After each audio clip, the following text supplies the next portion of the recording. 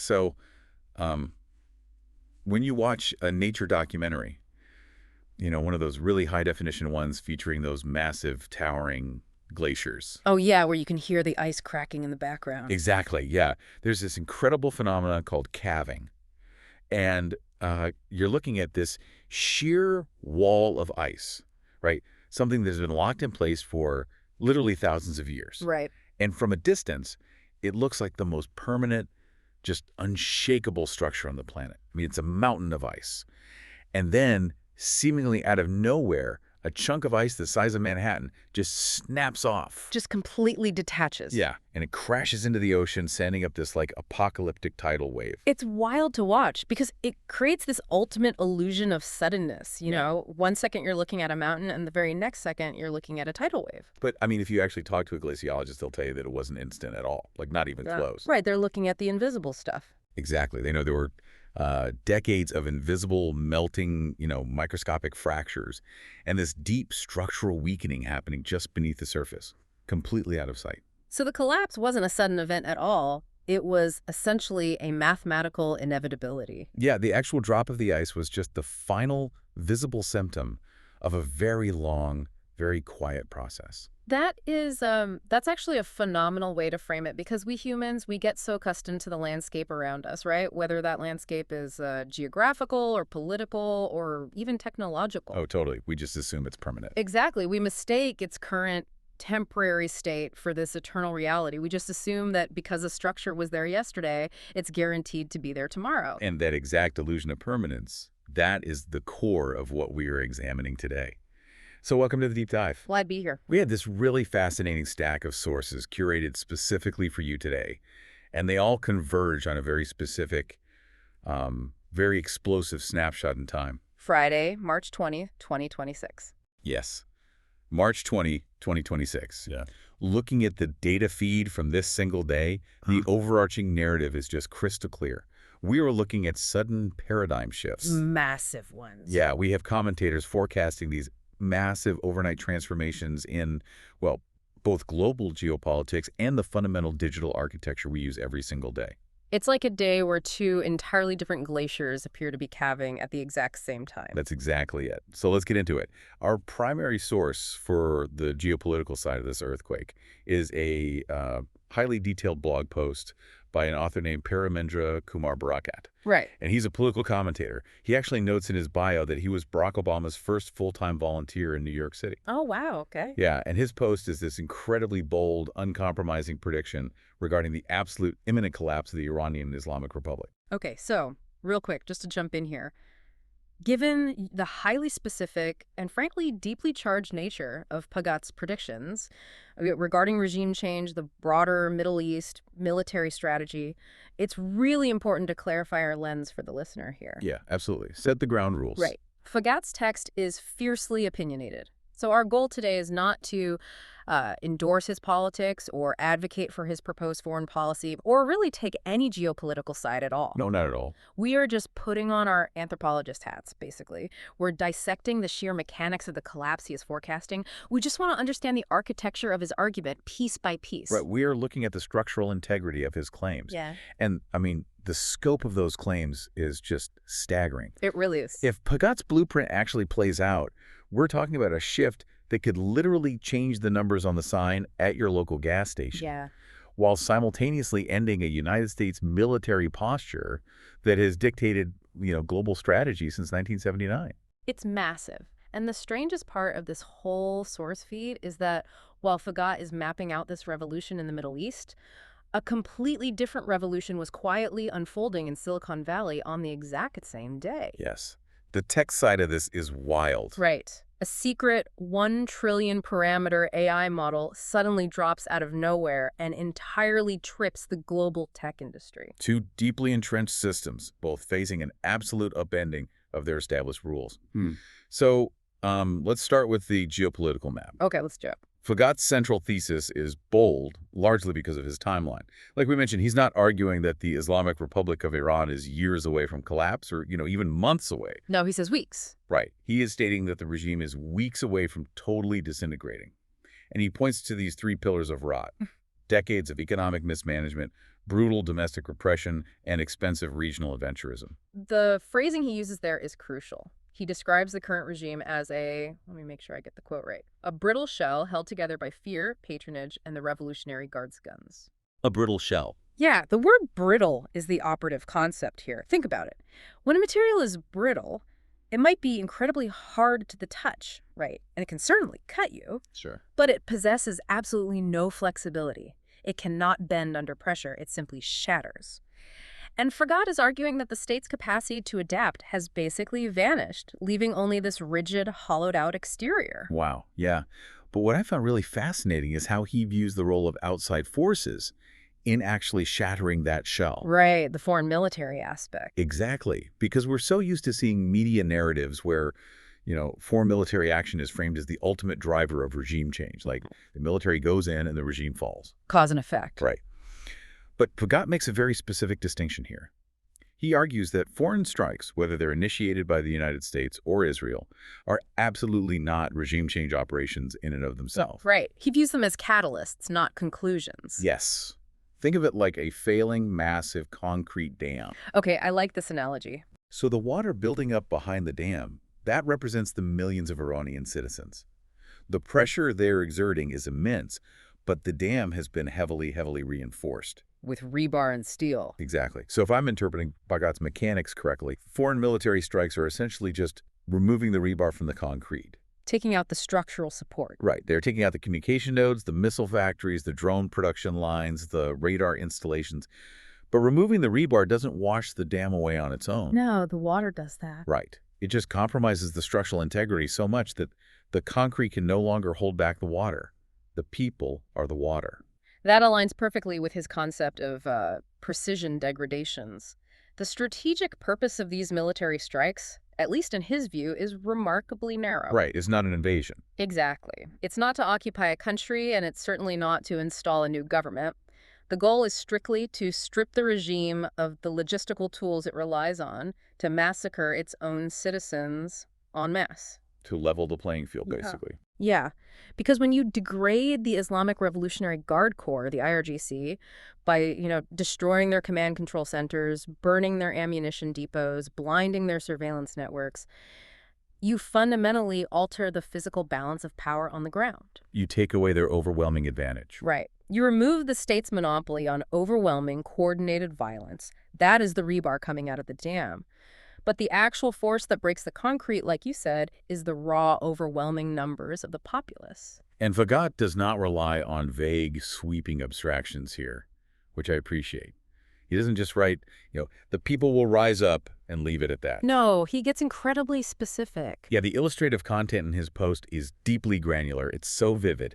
He projects this collapse down to the street level, literally block by block. He talks about the women, right. He does. He maps out women actively tearing off compulsory hijabs in the streets, industrial workers physically shutting down the massive oil terminals, and university students live streaming the defiance from the rooftops to bypass state media. And he goes so far as to name the specific geography of this defiance, too. Yeah. He visualizes truckers using their rigs to blockade the highways feeding into Tehran's Azadi Square.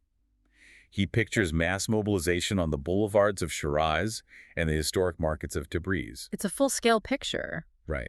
This isn't just a protest. It's an overwhelming, decentralized ocean of civil disobedience. And his core argument is that even if the regime's guns still fire, they simply cannot logistically drown an uprising that spans every major cultural and economic hub simultaneously. Which brings us to a really fascinating psychological tipping point. Bagat is essentially relying on the mathematics of crowd dynamics. How so? Well, there is a threshold in any authoritarian state where the sheer terror of the government is suddenly eclipsed by the perceived safety of the crowd. Oh, I see. Strength in numbers. Exactly. If a protest consists of, say, 500 people, the state's security apparatus can easily surround them, arrest them, and disappear them. Right. It's manageable for the police. But if that protest swells to 2 million people, spread across Azadi Square, Shiraz, and Tabriz all at once, the logistical capacity to enforce the law completely evaporates. The system just breaks down. Right. The police stations literally don't have enough cells. The courts don't have enough judges. The state physically cannot process that level of defiance. But I mean, the state doesn't just surrender passively, right? That Yeah. dam has people actively trying to patch the leaks and hold the line. The enforcers. Right, the enforcers. And Baghdad has a very specific, almost cinematic theory about what happens to the IRGC and the Basij militiamen when that critical mass is actually reached. He claims they aren't blindly suicidal. They can read the writing on the wall just as well as anyone else. Yeah, the Basij are a crucial element here. Just for context, they are a paramilitary volunteer militia established back in 1979, deeply embedded in local communities to enforce state morality and suppress dissent. They're the neighborhood watch from hell, basically. Essentially, yeah. And Pragat predicts a behavioral pattern for these enforcers that is actually highly consistent with the historical collapse of entrenched regimes. He argues that in the final chaotic days, thousands of these militiamen and mid-level guards will recognize that the command structure is just dissolving. So what do? Their immediate response will be to shed their military uniforms, put on civilian clothes, and attempt to physically melt into the general population. He actually describes them desperately trying to disappear into the sprawling suburbs of Tehran or, hiding out in the bustling bazaars of Isfahan and various provincial towns, doing everything they possibly can to evade accountability. Just vanishing into the crowd. Right. But this is where I have to push back hard on Fergat's optimism, or, I don't know, maybe his cynicism. Because he goes on to claim that some of these exact same enforcers, these ideological shock troops who have spent decades brutally enforcing the regime's will somehow try to rebrand themselves as moderate voices and seamlessly join a new transitional authority. It is a staggering pivot to even imagine. I mean, it borders on the absurd. Think about it. Imagine a disgraced corporate executive who has spent 10 years systematically embezzling funds, abusing the staff, and driving a Fortune 500 company into absolute bankruptcy. Okay. The board finally fires him, and the very next morning, he slaps on a fake mustache, walks back into the corporate lobby, and tries to re-interview for the exact same executive position under a slightly different job title. Right. Like, how does Pagat logically justify the idea that a newly liberated populace would ever accept these people back into the fold? I mean, if you frame it as a modern corporate hiring process, it sounds completely impossible.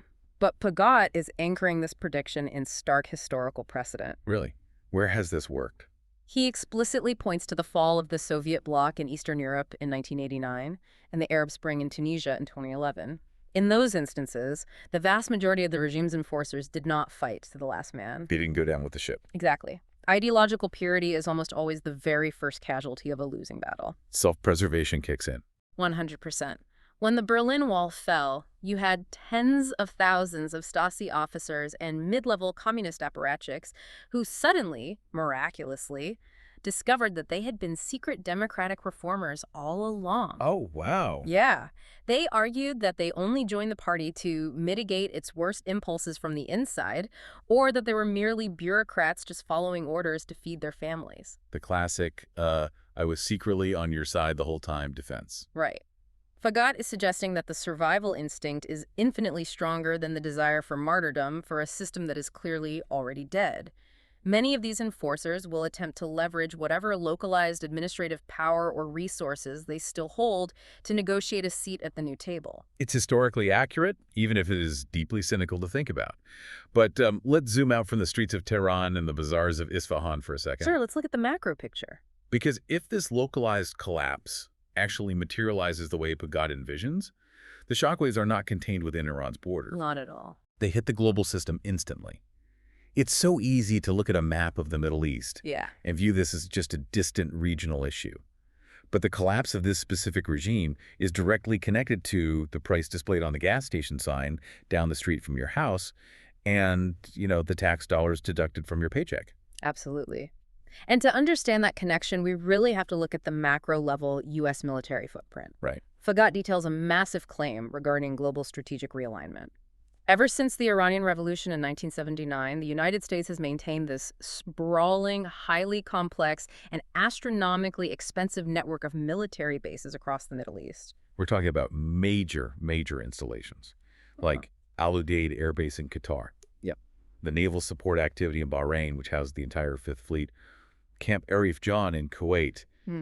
Various presences in the UAE and Saudi Arabia. I mean, the text refers to this as the forever presence. The forever presence. It's a military posture so deeply entrenched that it has essentially functioned as the default, unquestioned setting for American foreign policy for nearly 50 years. Almost half a century. Right.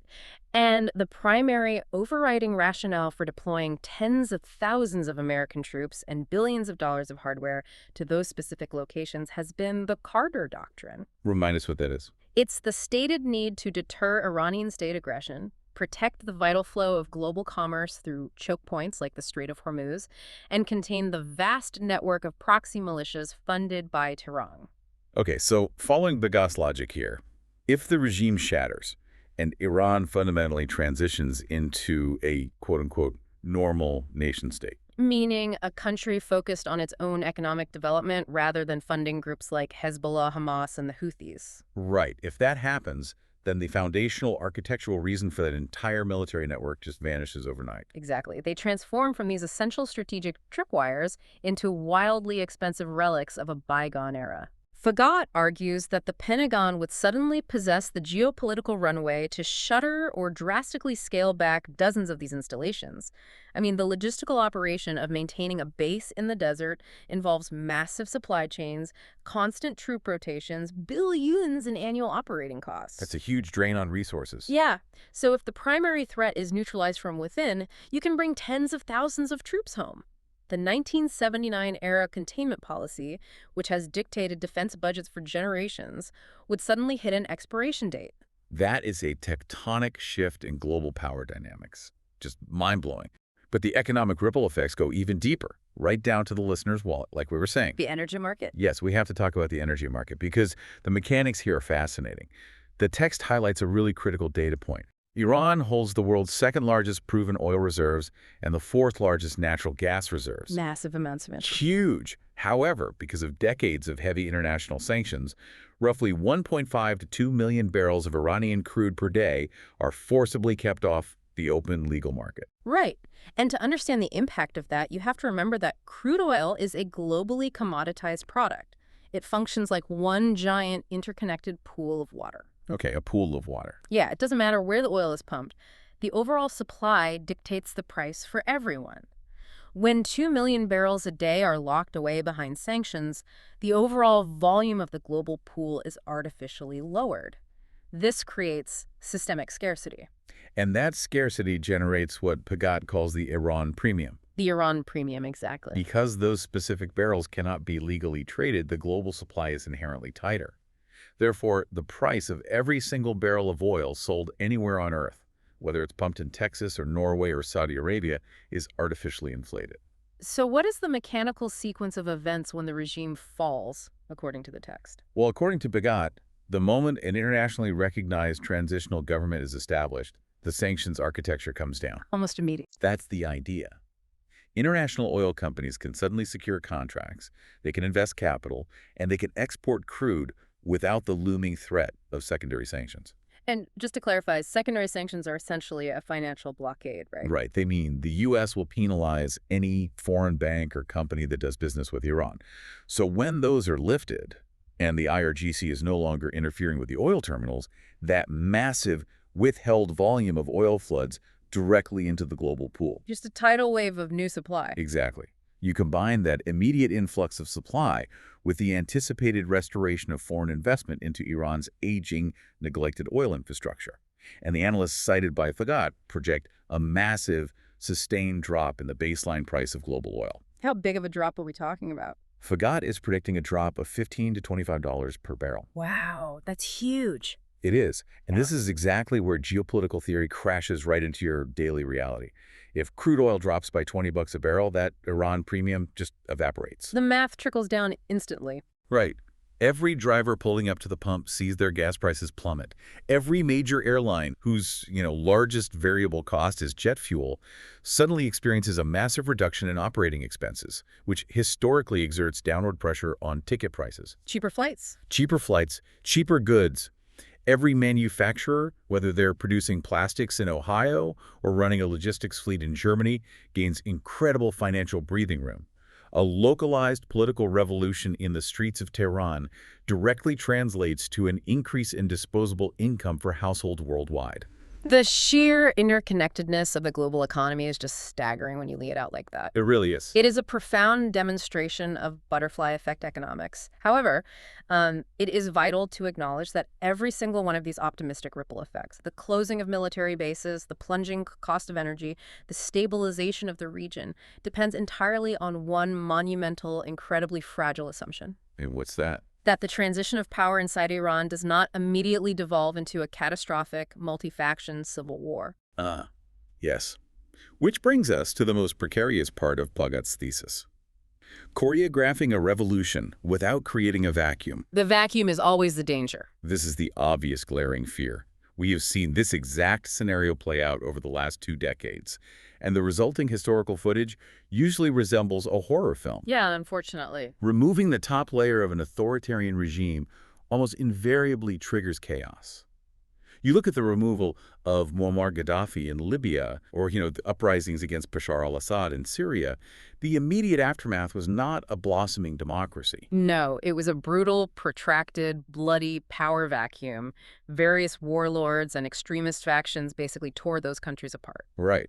But Vagat strongly and specifically argues against mapping the Libyan or Syrian trajectories onto Iran. He does. He insists that the nature of the Iranian state and society is fundamentally different. He actually outlines a list of specific ingredients for stability that Iran possesses in abundance, which those other nations critically lacked. Okay, so what are those ingredients? Let's break them down. Sure. First, he points to a massive, highly educated middle class with a deep historical understanding of civic infrastructure. Okay, that makes sense. Second, a deep reservoir of highly trained technocrats. We're talking economists, engineers, public health officials, people who have been systematically sidelined for decades by religious clerics who prioritized ideological loyalty over actual competence. Right, the people who actually know how to run a country. Exactly. Third, a massive, wealthy diaspora of millions of Iranians living in the West who are ready to immediately return, bringing with them vital investment capital and global expertise. That'll be a huge injection of resources. Huge. And finally, a regular, conventional military apparatus, the Artesh, which is distinct from the ideological zealotry of the IRGC. Hagat believes they might pragmatically choose to stand aside and maintain border security rather than massacre its own citizens to save a discredited theocracy. He also points out the bureaucratic survival instinct, right? Yes. Provincial governors, city mayors, and thousands of civil servants know that their own livelihoods and the basic functioning of their cities depend on maintaining civic stability. I mean, I understand his list of ingredients. It makes logical sense. But I really have to challenge the sheer delicacy of the choreography he requires to bake this cake. Oh, it is an incredibly demanding recipe. It is. The text demands a highly specific, rapidly executed sequence of events to avoid the Syrian outcome. Hagat says there must be the immediate formation of an interim council. Immediate? Right. There must be an instantaneous lifting of all international economic sanctions by Western powers. And, perhaps most difficult of all, there must be ironclad guarantees of amnesty for non-criminal mid-level officials from the old regime. You are identifying the structural fragility of his entire thesis right there. It's just super curious. If you are baking a complex souffle and someone slams the oven door, the whole thing collapses. If the interim council immediately fractures along ethnic or political lines, the transition stalls. If the United States Congress or the European Union gets bogged down in bureaucratic delays and takes 9 months to lift the sanctions, the economic relief never materializes and the new government goes bankrupt. Which happens all the time in politics. Exactly. Or, most volatile of all, if the revolutionary crowds, fueled by decades of trauma, refuse to grant amnesty and instead demand violent vengeance against the old civil servants, the bureaucracy implodes. If any one of those steps fails, doesn't his entire smooth transition theory fall apart based on his own internal logic? That is the multi-trillion-dollar question. Vagat is presenting an absolute best-case blueprint here.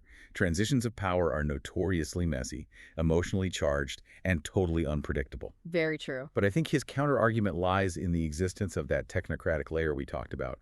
He believes the raw capacity for self-governance is already installed and just waiting to be booted up, unlike in heavily tribalized or artificially constructed nations where the state apparatus was entirely dependent on the dictator's personality. The capacity exists, yes, but capacity requires permission to operate. Exactly. And there is this brilliant, seemingly unrelated piece of evidence in our source feed today that perfectly illustrates the danger of ignoring experts during a transition. Oh, the Netflix tweet. Yes. Tucked right alongside these massive geopolitical essays, there is a sidebar tweet from Mark Randolph, the co-founder of Netflix. It's such a great parallel. It really is. He's recounting his experience sitting on the marketing committee of a corporate board. And he notes that every single meeting followed the exact same, completely dysfunctional pattern. How did it go? So the highly paid, highly experienced head of marketing would brief the board on the strategy he was executing.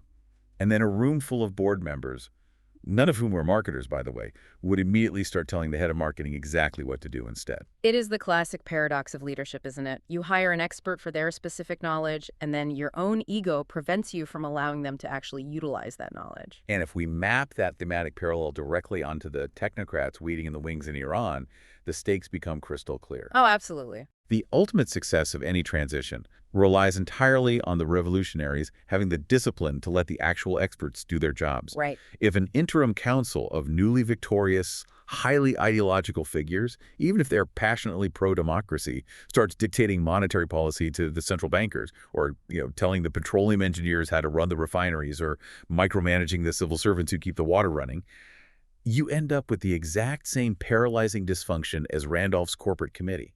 It's true. A successful revolution, in Fagat's model, requires a stunningly rare sequence of events. The revolutionaries have to risk their lives to win the war, and then the very moment they taste ultimate power, they have to immediately step back, swallow their egos, and get out of the way so the boring, unglamorous technocrats can actually win the peace. That requires an immense amount of societal discipline. It is a monumental ask. It really is. But it beautifully illustrates our core theme for March 20th, 2026, the sudden death of top-down reactive systems and their replacement by entirely new paradigms. Because while Fagat was forecasting the end of a 40-year theocratic hierarchy in the Middle East, the digital world was experiencing the exact same architectural collapse on the exact same day. Yes. Let's pivot from the streets of Tehran to the servers of Silicon Valley, because one of our tech sources describes what happened as a quiet ambush. The juxtaposition in this source feed is just incredible. In the physical world, we are analyzing the potential for massive, deafening street protests and military realignments. But in the digital sphere, a completely different, equally profound revolution was being executed silently, entirely through lines of code. It's wild. So let's unpack the timeline of these tech tweets. For the entire week leading up to March 20, the global artificial intelligence industry had been whipped into an absolute frenzy. Everyone was on edge. Yeah, everyone was convinced that DeepSeek, which is, one of the premier bleeding-edge AI research labs in the world, had secretly launched the highly anticipated version 4 of their flagship model. The rumors were everywhere. Tech journalists were writing these speculative pieces, developers were arguing on forums, and the usage charts on OpenRouter were literally buckling under the sheer volume of traffic. So, for those who might not be deep in the developer weeds, we should probably explain what OpenRouter is. Yeah, that's a good idea. Think of OpenRouter as a massive, centralized testing ground, or an API aggregator for AI models. Developers go there to route their queries through various different AIs to benchmark their performance, speed, and intelligence against one another. It has a leaderboard. Right. Exactly. Almost like a global chess ranking system for artificial intelligence. And suddenly, this mystery model appeared on the platform, and its performance was so staggeringly high that it was instantly thrown to the top of the charts. So everyone just assumed it had to be the heavyweight champion, DeepSeek, testing their new model in disguise. Right. But the source feed reveals the unmasking. It wasn't DeepSeek at all. No, it wasn't. When the mystery model was finally claimed, the entire tech industry was stunned to discover it actually belonged to Xiaomi. Xiaomi. A company that the vast majority of the global public knows primarily for manufacturing mid-range smartphones, robotic vacuum cleaners, electric scooters, and, like recently, their first electric vehicle. Right. They are a consumer hardware giant. Yeah. And yet they just quietly dropped a functioning, 1 trillion parameter AI model onto the global stage. It totally flipped the script. It really did, and we need to pause and establish why the phrase 1 trillion parameter model sent such shockwaves through the industry. Break it down for us. In artificial intelligence, a parameter is essentially the equivalent of a synapse in a human brain. It is the microscopic connection where the model stores the knowledge it has learned from processing vast amounts of data. So more parameters generally equate to a higher capacity for complex reasoning and nuance. Exactly. But building a model with 1 trillion parameters is not just a software challenge, it is an astronomical logistical and physical undertaking. The hardware required must be insane. Oh, it is. It requires massive warehouse-sized clusters of the most advanced, incredibly expensive GPUs graphics processing units running at full capacity for months, consuming the electrical equivalent of a small city. Wow. The tech world assumed they knew exactly who possessed that level of hardware infrastructure: Microsoft, Google, Meta, and a few dedicated AI labs. That's the list. Right. Usual suspect. So for a consumer electronics company to secretly hoard that much compute power, design the architecture, train a trillion parameter model, and successfully deploy it without a single leak to the tech press, it is a logistical miracle. It completely blinded the established hierarchy. And it wasn't just the sheer size of the model that caused the paradigm shift, right? Yeah. It was what the model was actually designed to do. The functionality, yes. Let's look really closely at the tweet from Fulilo, one of the key figures mentioned in the source feed. He formally announces the release of MIMO V2 Pro in Omni and TTS. Quite a mouthful. Yeah. But he describes it as their very first full-stack model family built from the ground up for the agent era. And he uses that haunting phrase. I call this a quiet ambush, not because we planned it, but because the shift from chat to agent paradigm happened so fast, even we barely believed it. The shift from chat to agent paradigm, I mean, that is the digital equivalent of the Berlin Wall coming down. We have to break down the mechanics of that transition because it fundamentally redefines how humans interact with computers. Absolutely. Let's use an analogy. For the last few years, we have all been living in the chat paradigm. Right. Using a chat model like the early versions of ChatGPT is essentially like having access to the world's most brilliant, infinitely knowledgeable encyclopedia sitting quietly on your desk. A very smart, very passive book. Exactly. You can ask it to explain the intricacies of quantum physics. You can ask it to translate a legal document into Mandarin. You can even ask it to write a sonnet about a toaster. It will give you a brilliant, immediate answer. But ultimately, it is just text generating on a screen. The defining characteristic of the chat paradigm is that it is entirely reactive and completely confined to its own interface. It waits for you to type a prompt, it provides the requested information, and then it stops completely. It has zero agency. Right, it has no agency. If you ask it how to book a flight to London, it will give you a beautifully formatted 10-step list of instructions on how to use an airline website. But you still have to open a new tab, type in the URL, search for the flight, and enter your credit card information. The human is still doing all the physical labor of execution. But agentic AI, the agent paradigm that Xiaomi just ambushed the world with, completely flips that dynamic. It changes everything. An agent model isn't just an encyclopedia, it is an autonomous digital worker.